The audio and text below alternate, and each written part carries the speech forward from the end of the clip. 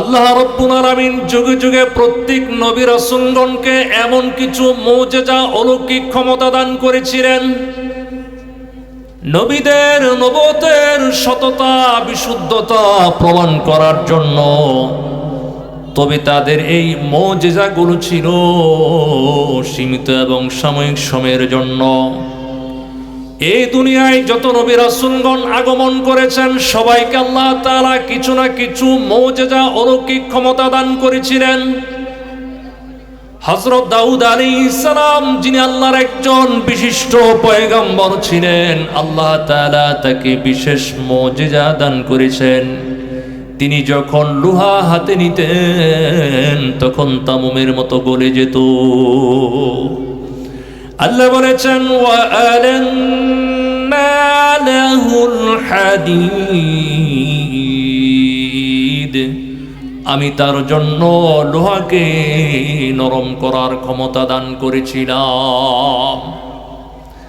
মানব ইতিহাসে তিনি সর্বপ্রথম ব্যক্তি যিনি লোহা করে যুদ্ধের পোশাক, লৌহ বর্ম বুলেট প্রুফ পোশাক তৈরি করেছিলেন। যেই পোশাক বর্তমান পৃথিবীর অধিকাংশ রাষ্ট্রের সেনাবাহিনীগণ, পুলিশ প্রশাসন নিজেদের সেফটির জন্য পরিধান করে থাকে।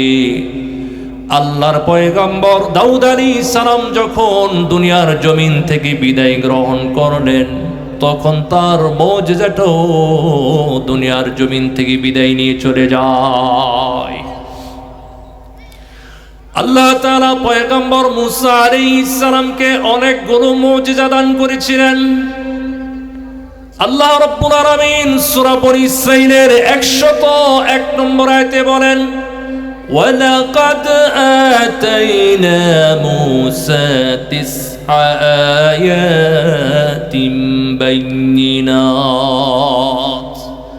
আল্লাহ বলেন আমি পয়গম্বর মুসা আলাইহিস সালামকে সুস্পষ্ট বড় বড় 9টা নিদর্শন মুজিজা দান করেছিলাম।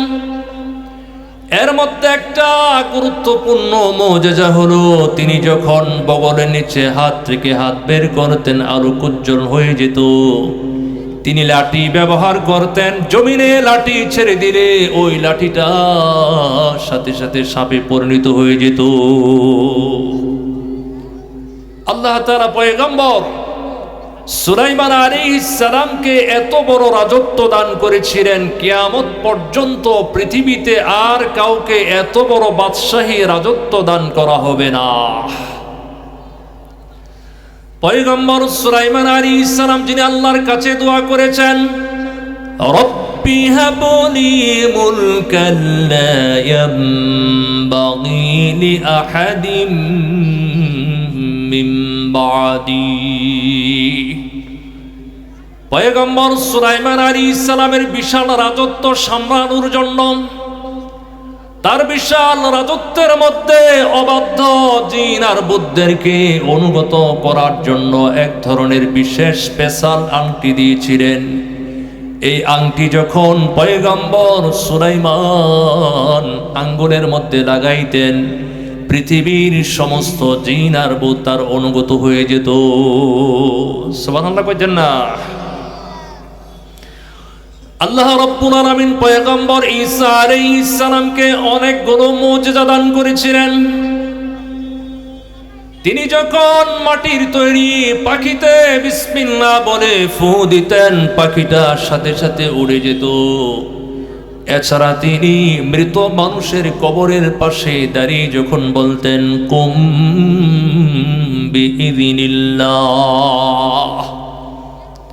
কবরের পাশে যখন দাঁড়িয়ে বলতেন আল্লাহর নির্দেশে দাঁড়িয়ে পড়ো, তখন মৃত মানুষগুলো কবর থেকে দাঁড়িয়ে যেত। এছাড়া তিনি জন্মান্ধ রোগীর চোখে হাত বোলাইলে চক্ষু ভালো হয়ে যেত। কুষ্ঠরোগ, ধবল রোগীর গায়ে হাত বোলাইলে শরীরটা ভালো হয়ে যেত। আল্লাহ রাব্বুল আলামিন পয়গম্বর ঈসা আলাইহিস সালামকে যখন দ্বিতীয় আসমানে তুলে নেন তখন তার মুজিজার কার্যকারিতা দুনিয়ার জমিন থেকে খতম হয়ে যায়।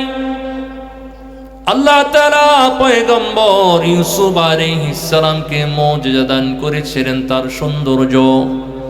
ইউসুফ আলাইহিস সালামকে আমার আল্লাহ এত সৌন্দর্য, এত লাবণ্য দান করেছিলেন, পৃথিবীর মধ্যে আর কাউকে কোনোদিন এত সৌন্দর্য দান করা হবে না।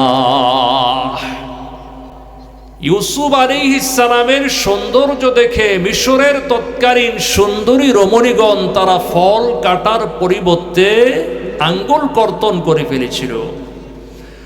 আল্লাহ রাব্বুল আলামিন বলেন, فَلَمَّا رَأَيْنَهُ أَكْبَرْنَهُ وَقَطَّعْنَ أَيْدِيَهُنَّ وَقُلْنَ حَاشَ لِلَّهِ مَا هَذَا بَشَرًا إِنْ هَذَا إِلَّا مَلَكٌ كَرِيمٌ।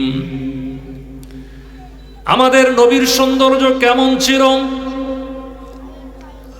আমাদের নবী আলাইহিস সালামের সৌন্দর্য এই ধরা পৃষ্ঠে পুরোপুরি প্রকাশ করা হয় নাই।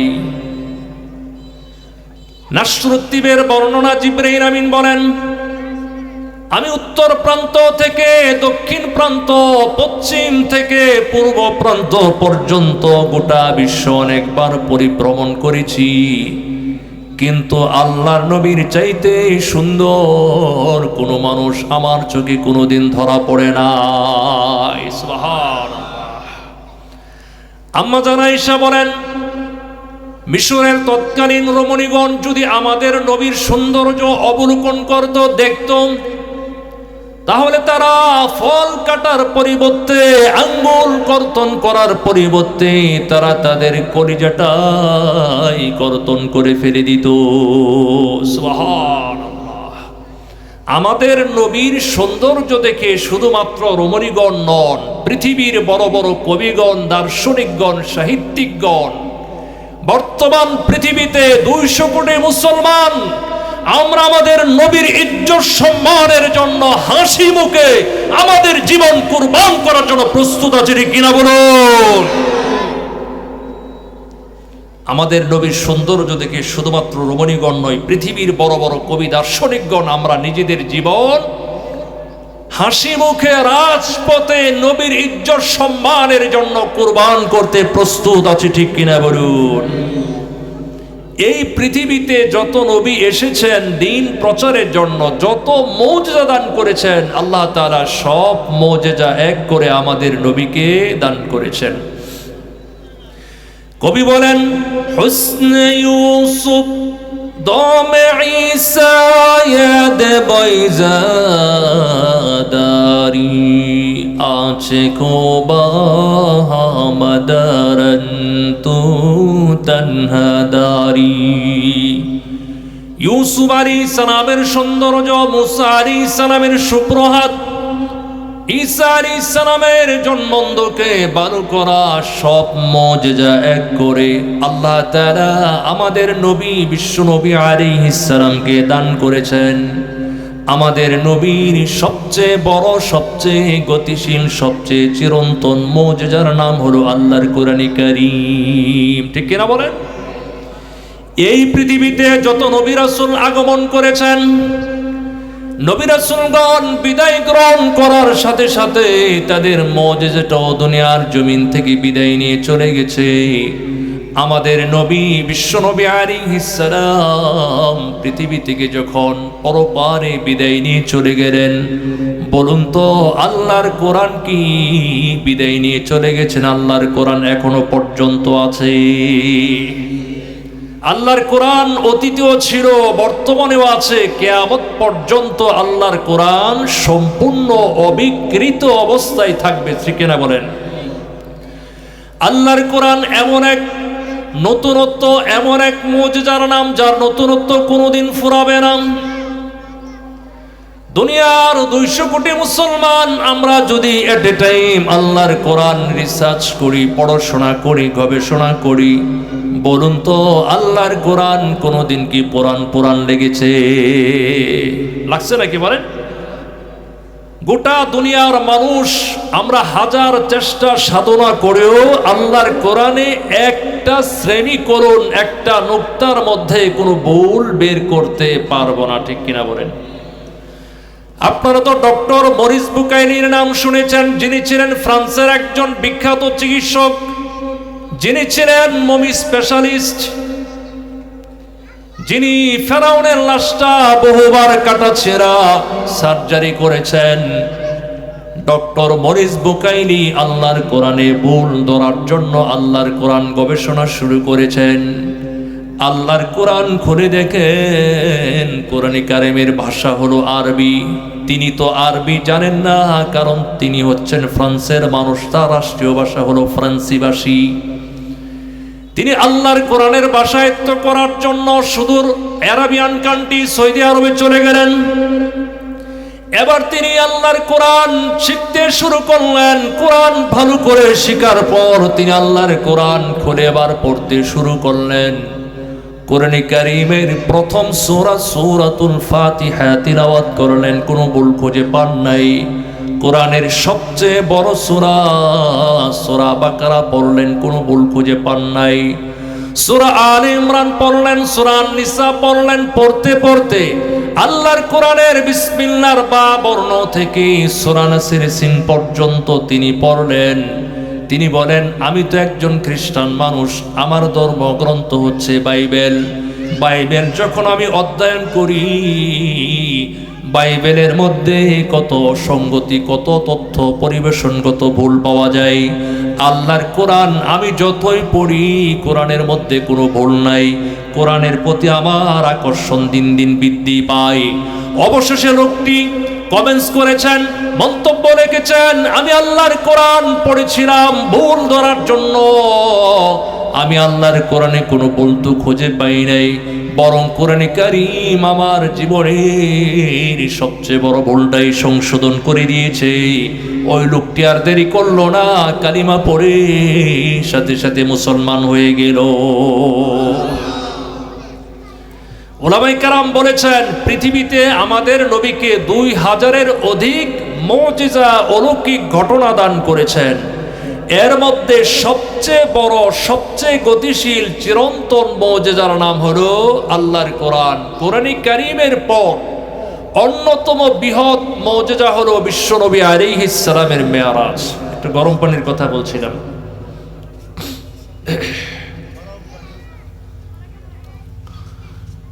বিশুদ্ধ মত অনুসারে নবুয়তের দ্বাদশ বর্ষে রজবের 27 তারিখ দিবাগত রাত আল্লাহর হাবিব বিশ্বনবী আলাইহিস সালামের মেরাজ সংঘটিত হয়েছিল।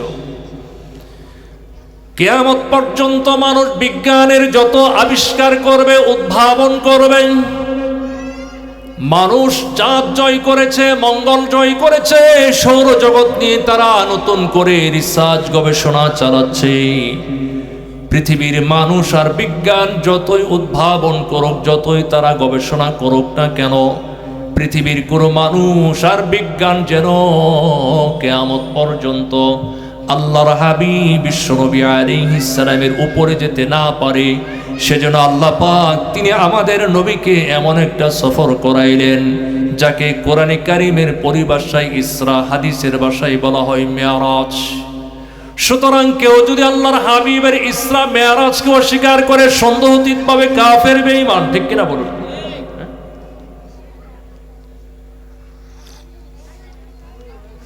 চিনি দিছে।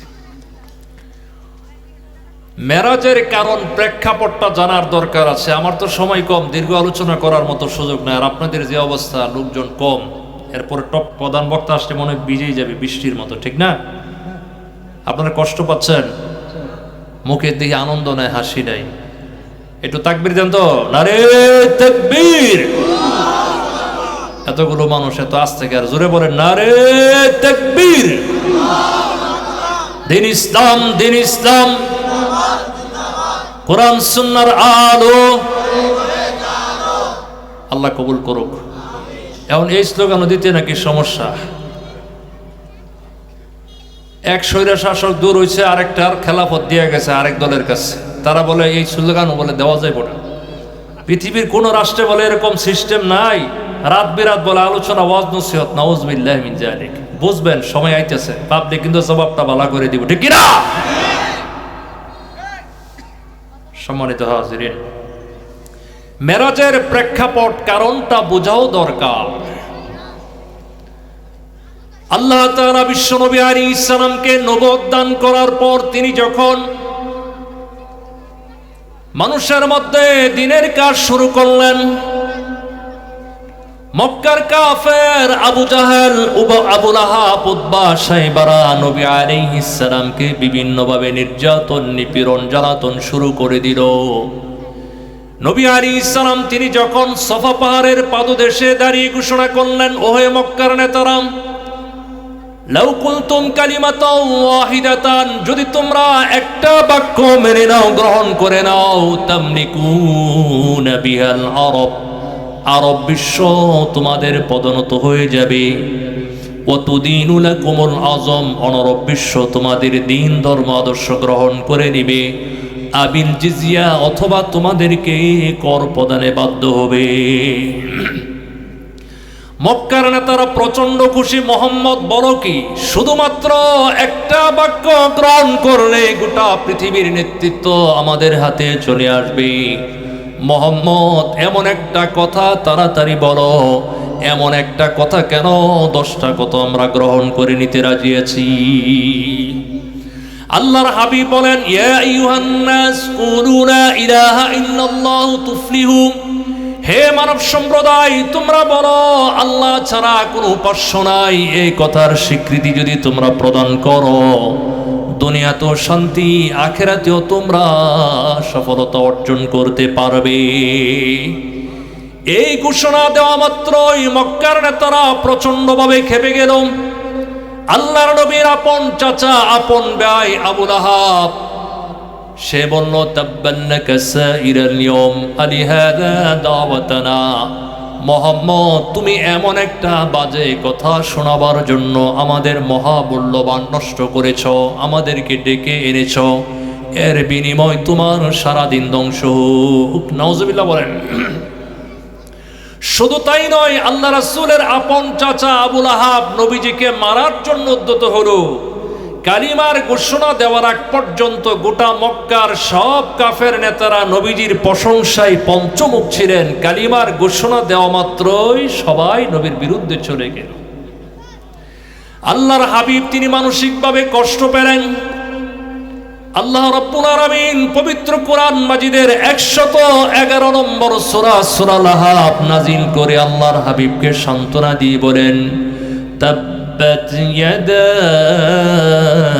আবি লাহাবিন ওয়া তাব মা আগনা আনহু মালুহু ওয়া মা কাসাব।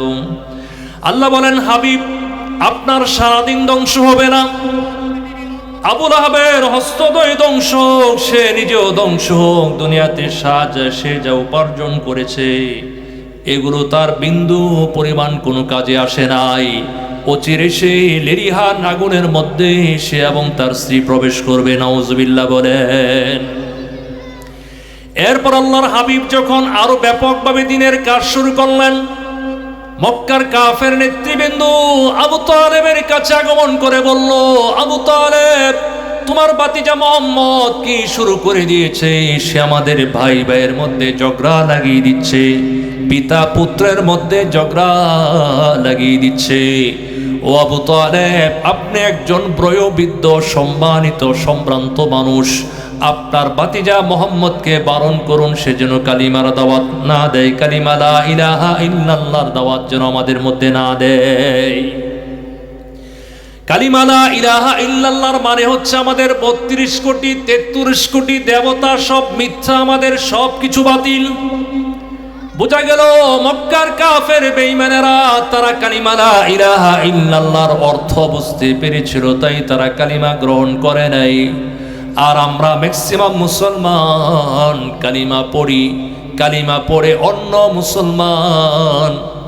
মুসলমান ভাইয়ের হক নষ্ট করে আসি না নাই বলেন?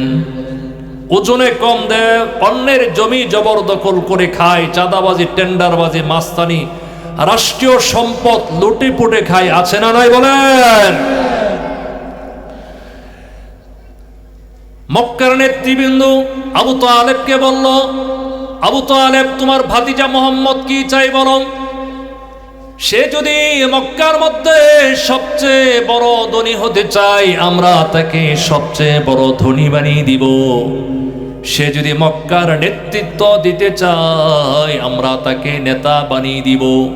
সে যদি মক্কার সবচেয়ে সেরা সুন্দরী রূপবতী নারীকে বিবাহ করতে চায়, সুন্দরী নারীর সাথে তাকে আমরা বিবাহ পড়িয়ে দিব।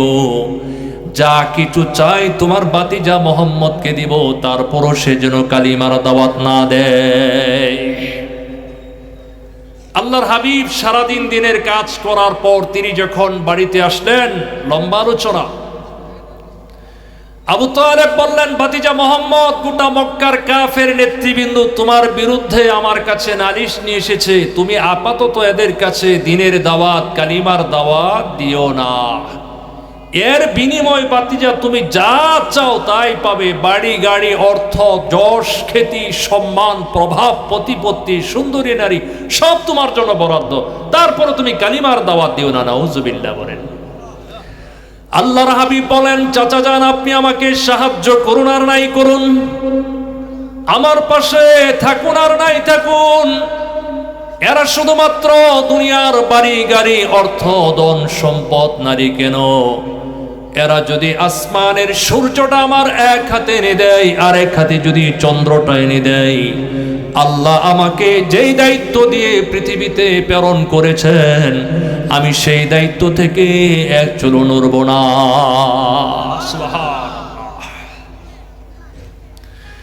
আবু তালেব বুঝতে পারলেন, নবী আলাইহিস সালামের মানসিক দৃঢ়তা যখন বুঝলেন, আবু তালেব বললেন, কি বলেছেন সেটা সিরাতের কিতাবের মধ্যে লেখা আছে, ওয়াল্লাহি লা ইয়াসিলু বিজামইহিম হাত্তা আওসাদা ফিত তুরাবি দাফিনা। ভাতিজা মুহাম্মদ, আমি জানি তুমি যে দিনের কথা বলছো এটা সত্য, এটা গ্রহণ করা ছাড়া কেউ নাজাত পাবে না।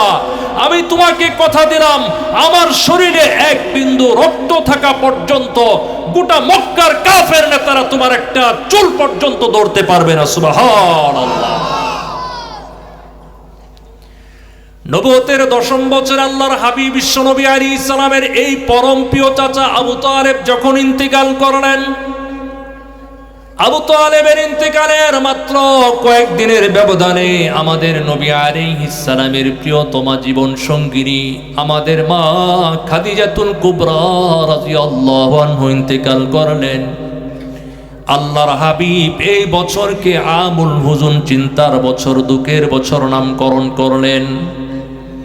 এই দুই মহান ব্যক্তিত্বকে হারানোর পর মক্কার কাফের, বেঈমান, মুশরিকের বাচ্চারা আমাদের নবীর উপর নির্যাতন, নিপীড়নের মাত্রা দ্বিগুণ করে ফেলল। আল্লাহর হাবিব দিনের দাওয়াত দিতে দিতে তিনি এক সময়ের জন্য ক্লান্ত হন নাই। এর অংশ হিসাবে তিনি মক্কা থেকে 200 মাইল দূরে তিনি তার দুধমা হালিমাতুস সাদিয়ার এলাকা তায়েফের ময়দানে দিনের দাওয়াতের জন্য গমন করলেন। এই তায়েফের মানুষগুলো আব্দুল্লাহ আলীর 3 পুত্রের নেতৃত্ব চলে, এরা হচ্ছে গোত্রপ্রধান। আল্লাহর নবী বিশ্বনবী আলাইহিস সালাম সর্বপ্রথম এই 3 ভাইয়ের সাথে সাক্ষাৎ করলেন, দিনের দাওয়াত প্রদান করলেন। এরা তো দিনের দাওয়াত গ্রহণ করে নাই, বরং আল্লাহর হাবিবকে তারা অপমান, অপদস্থ করলো। এদের মধ্যে এক ভাই বলল, মুহাম্মদ, যদি আল্লাহ তোমাকে নবী বাণী প্রেরণ করেন তাহলে বাইতুল্লাহ ধ্বংস হতে আর বেশি দিন লাগবে না। এদের মধ্যে দ্বিতীয় ভাই বলল, মুহাম্মদ, আল্লাহ বুঝি তোমাকে ছাড়া আর কাউকে পেলেন না নবী এবং রাসূল বাণী প্রেরণ করতে। আরেক ভাই বলল, মুহাম্মদ, তুমি যদি সত্যিকার নবী এবং রাসূল হয়ে পৃথিবীতে আগমন করো, তোমার সাথে কথা বললে বেয়াদবি হবে। আর যদি তুমি মিথ্যুক হও তাহলে তোমার মতো মিথ্যুকের সাথে আমার কথা বললে আমার সম্মানহানি ঘটবে। নাউজুবিল্লাহ বলেন।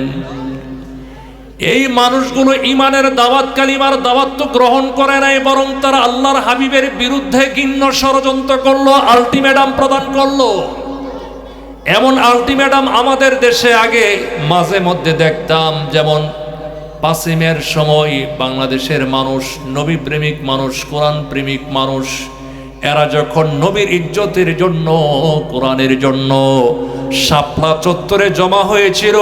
আমাদের বাংলাদেশের একজন রাজনৈতিক বড় নেতা, নামটা বলবো না, মরে গেছে। আল্লাহ তার আমল অনুযায়ী কবরের মধ্যে ফয়সালা করুক, সিদ্ধান্ত করুক। সেই লোকটা বলেছিল, হেফাজতে ইসলাম যদি সন্ধ্যার আগে মতিঝিল না ছাড়ে তাহলে কিন্তু তাদেরকে হত্যা করা হবে। আলটিমেটাম দিছিল না, মনে আছে না? এরা আলটিমেটাম দিয়ে দুনিয়ার জমিন থেকে চলে গেছে। বলেছিল হেফাজত ঢাকায় আর কোনোদিন প্রবেশ করতে পারবে না। আল্লাহু আকবার। হেফাজত ইসলাম বাংলাদেশের মধ্যে আছে, আলেম উলামা আছে, কোরআনের হাফেজ আছে, ইসলামী আন্দোলন আছে, কিন্তু যারা ঘোষণা দিয়েছিল এরাই বেরিশ হয়ে গেছে, ঠিক কিনা? সম্মানিত হাজিরিন, এরা আল্লাহর হাবিবকে আলটিমেটাম দিল যে মোহাম্মদ একটা নির্দিষ্ট সময়ের মধ্যে চলে যাও। শুধু তাই নয়, এরা কিছু ঘৃণ্য ষড়যন্ত্র করলো, তায়েফের দুষ্ট নষ্ট বালকদেরকে আমার নবীর বিরুদ্ধে লেলিয়ে দেয়। এই দুষ্ট বালকেরা রাস্তার দুই পাশে দাঁড়িয়ে তারা সুচালু ধারালু পাথর আল্লাহর হাবিবের উপর অবিরাম মারতে শুরু করলো।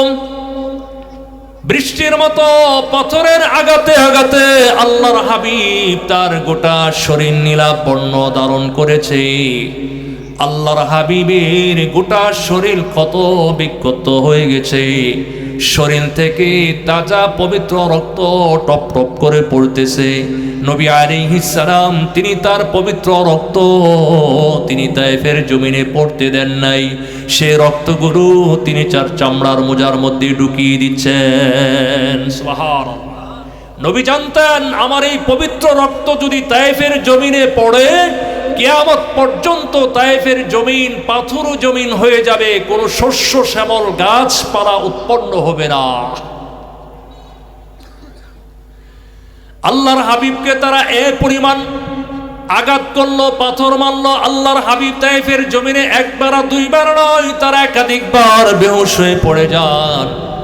হোশ ফেরার পর তাকে দেখেন জিবরাইল আমিনের নেতৃত্বে পাহাড়ের দায়িত্বশীল ফেরেশতাগণ আগমন করে বলছে, ইয়া রাসূলুল্লাহ, আপনি যদি একটিবার অনুমতি দান করুন তাহলে দুই পাশের পাহাড় দিয়ে এদেরকে চেপে জীবনের তরে দুনিয়ার জমিন থেকে শেষ করে দিব।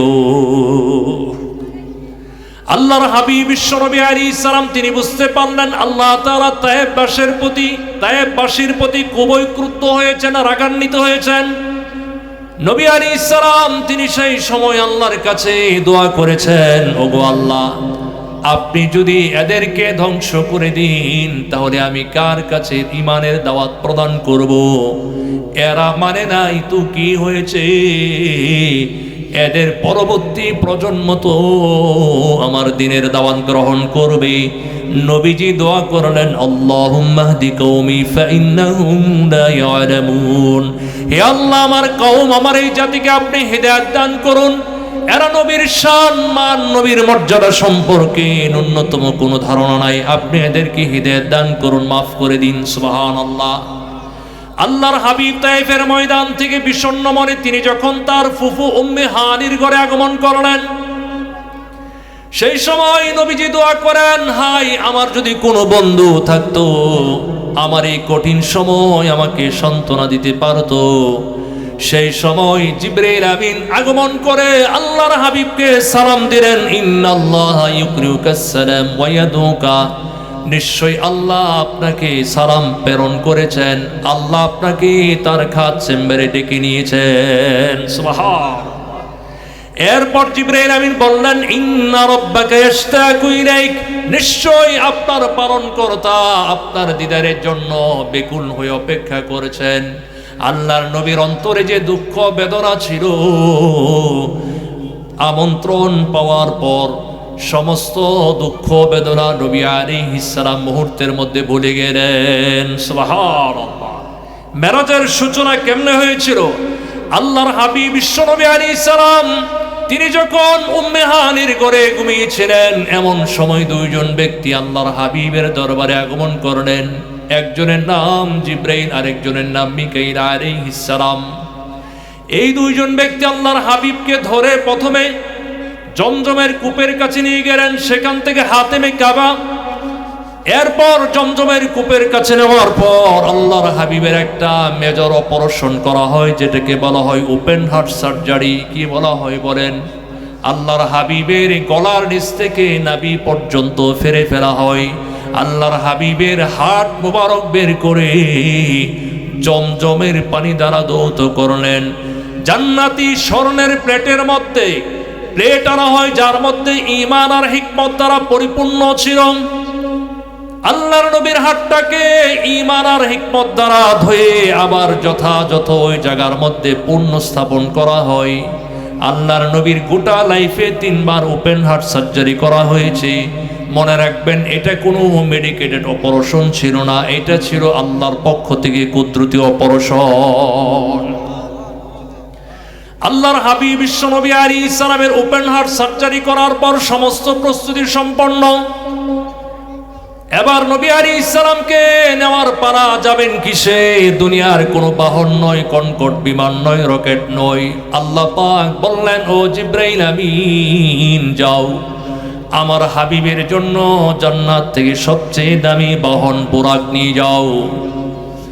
এই বুরাক, এটা কেমন যন্ত্র, কেমন জানোয়ার, কেমন প্রাণী? আমরা অনেকেই বলি বুরাক শব্দটি বারকুন।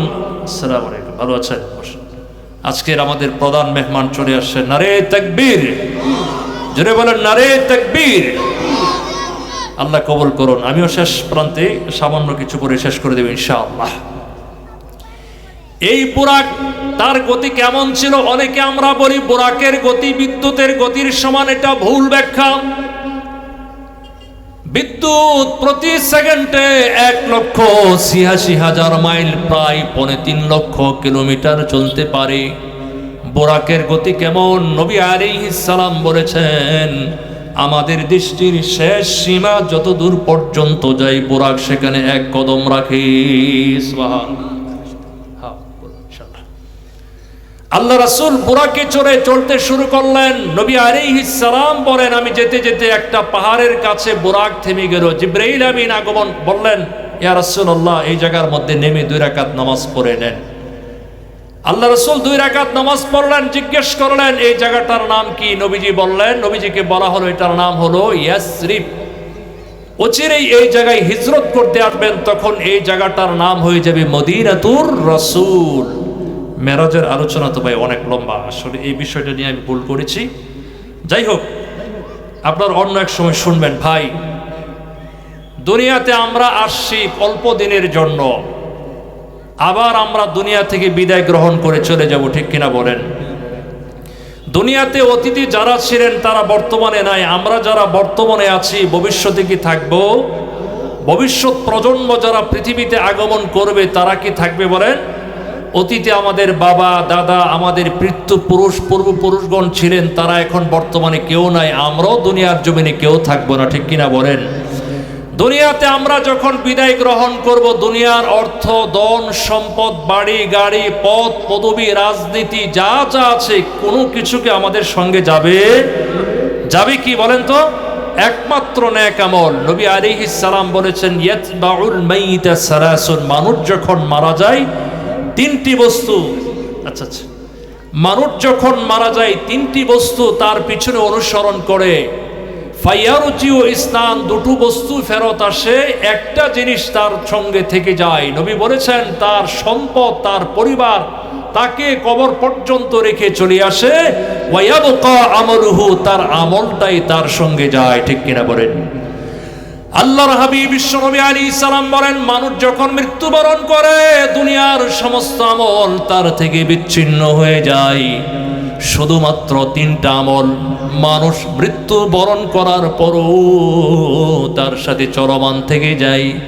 একটা হচ্ছে সদকে জারিয়া, 2 নম্বর হচ্ছে এমন এলেম, উপকারী এলেম, 3 নম্বর নেক সন্তান, যে সন্তান মা বাবা মারা যাওয়ার পর মা বাবার কবরের পাশে দাঁড়িয়ে দোয়া করে।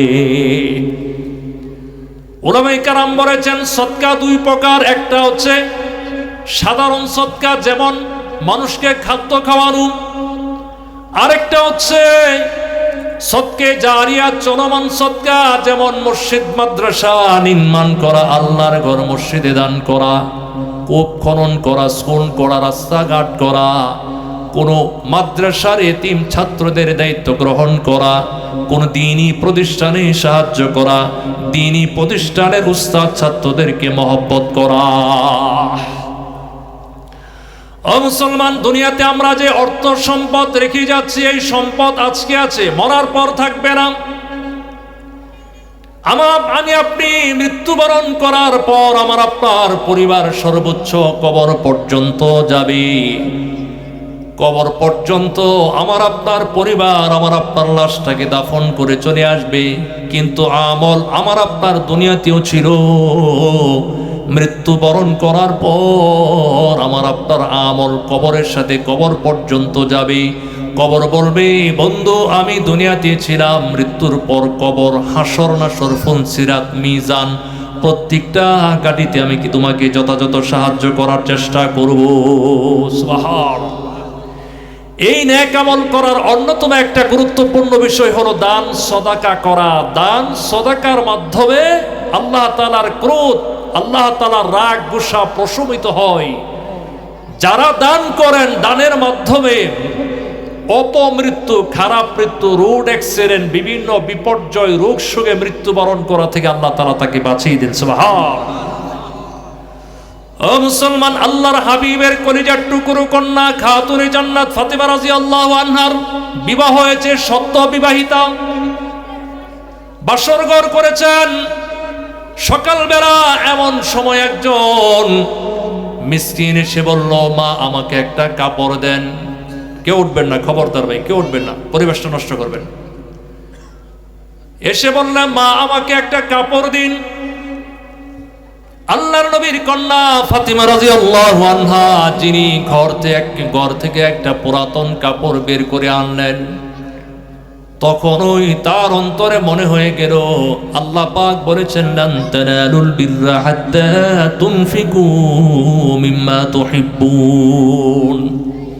তোমরা তোমাদের পছন্দনীয় বস্তু আল্লাহ রাস্তায় দান করা ছাড়া কেউ কোনোদিন মানজিলে মাকসুদ পর্যন্ত পৌঁছতে পারবে না। ফাতেমা রাদিয়াল্লাহু আনহা যেই নতুন কাপড় দিয়ে বিবাহ হয়েছে, ওই কাপড়টা তিনি ফকিরকে দিয়ে দিলেন।